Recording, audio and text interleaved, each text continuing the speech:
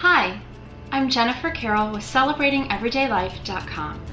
Today I'm going to show you how I made the hand-dyed coffee filter project that's featured in the summer 2012 edition of my online magazine. It's from the Dessert Under the Stars party. These coffee filter projects are so easy. I've been seeing different ones online and I had just really been wanting to play with it, but I just hadn't come across the right project yet. And so when I designed this party, I knew this was the one. So these are super simple. The supplies that we're going to need for this are a platter or roasting pan, a loaf pan or pot, a cookie sheet, a cooling rack, a pair of tongs, water, food coloring, distilled white vinegar, coffee filters, bamboo skewer, hemp twine, and your dryer. Let's get started. First, we've got our pot of water, and I just like to have it sitting in a platter or cookie sheet, something like that, so just in case there's any accidents, I'm containing the water and it's not going to spill all over the floor or anything like that. I like something a little deeper, so a jelly pan like this or a platter or a roasting pan I would recommend. A regular cookie sheet, it might be a little too thin if something does go horribly wrong and you lose your water. You can use different kinds of pots. I really like these little disposable. You can pick them up at the dollar store, and I don't worry about possibly messing up any of my good baking pans or cooking pans. So that's how I do that. The food coloring that I use is the neon colors.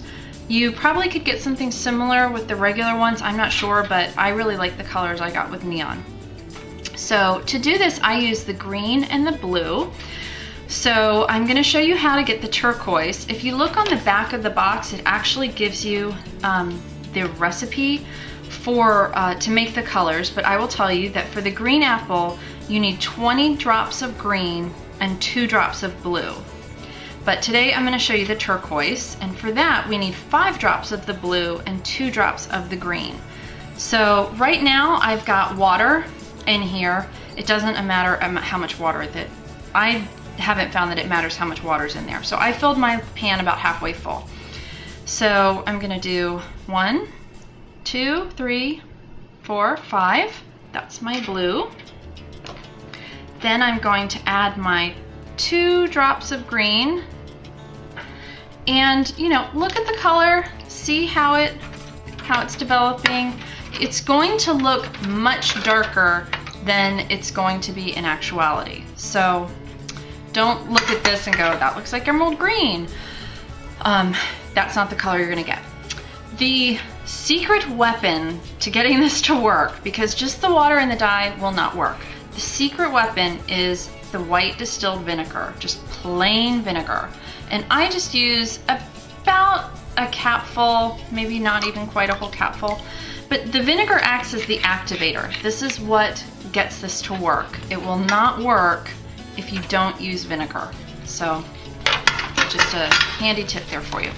So then we've got our coffee filters. These are just your regular cone, not cone, they're just the little basket kind of coffee filters. This is for an 8 to 12 cup. Get whatever size or style you need. I use the white ones. I have not tried this with the kind of natural colored ones. It might work. I know it'll work, but the color could be different. So I use white. And all you do is just drop them in. Separate them and drop them in, and you can this is why tongs are so handy here. And you just shove them in the water. And when I was doing these for the shoot, I shoved as many as I could in there. So don't worry about, overcrowding the pan. I had, I think, 20 in there at a time. But you will see immediately it starts to take the color. I let them sit for about 5 minutes. I tried them sitting a little bit longer. I didn't notice that they took more color. And honestly, they may not even really need that whole 5 minutes, but I like to just let it steep in that colored water for a few minutes. So let those sit. While those are soaking up all that yummy dye, get your cookie sheet and a cooling rack. I like this because it lets some of the excess water drain off. So get this ready, and And then we'll we'll come back to our guys and look, they have just such a sweet, lovely translucent color. So, oops, all right. I just like to shake off as much as I can and then set them on the cookie sheet, the drying rack. So that's all for that.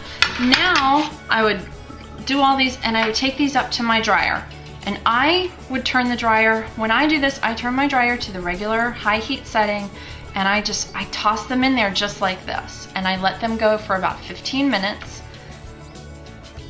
Okay, so these are dry and out of the dryer. When they first come out of the dryer, they can be, you know, a little crazy looking. I really like the wrinkled texture of them.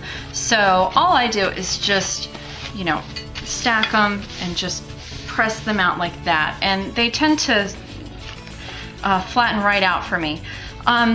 If you really wanted to iron them or something, I'm sure you could, but I really like the natural crinkliness of them. I think it just adds to the organic feel of them. So to make the garlands that you saw in the photographs, I take 5 of these filters. So 1, 2, 3, 4, 5. And I take a bamboo skewer, anything with a point, that's all you're after. And just find the center roughly and just push the skewer through like so. And then take my piece of twine. I like this hemp twine because it's very tight and compact, but anything that you want to use is obviously fine. And just thread that right through the hole like so. And I just simply take and double knot this like that. And there you have it.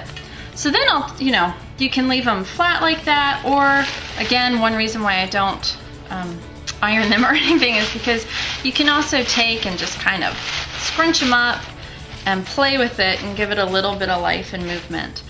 And if you wanted to, I'm thinking, because now that I've done with that, I might add more. And so you could just, punch holes in 5 more and tie a knot here, string some on, and then tie another knot, and you could get a total daisy chain of them going. So lots of fun things to do with this. I hope that you will give this project a try, and tell me about it. Leave a comment on the blog. I'd love to know your thoughts. Thanks so much. Happy celebrating.